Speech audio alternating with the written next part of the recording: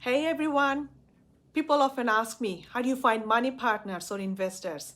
And what do you even offer them? Let me share a bit from my own journey. When I first started looking for investors, I thought offering high returns and solid security would be enough. But I quickly realized it's not enough. It's not about the numbers. It all begins with understanding the other person's need. Sometimes if you give them the best return, the safest deal, they're still not interested because their personal goals, their needs, or their problems aren't being solved. So I started asking myself, how can I solve their problem? Can I help this person reach financial freedom faster? Can I support them to become property investor? Can I give them the certainty they are looking for in their returns? Over time, I learned something very powerful. People invest with whom they like, know, and trust. But trust doesn't happen overnight. It takes time. And trust builds when your feasibility shows a healthy profit and your project makes sense.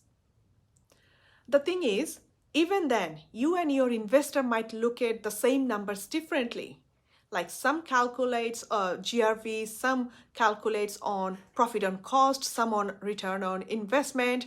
Everyone has their own way of calculating risk and reward. That's why I always make sure that I sit down with the potential investors to go through the numbers together and make sure we understand each other's thinking.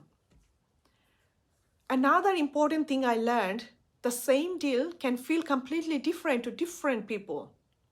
Once I offered a 15% return to an Aussie investor and they were thrilled. But when I spoke to an American investor about the same deal, same return, they were not excited at all. Why? Because of the currency exchange rate, their market, there's so many different variables. So I realized it's not just about the deal. It's about looking after the investor's interest, the way they see it. Finding investors has been an interesting journey for me. And my biggest lesson? People don't just invest in projects. They invest in people.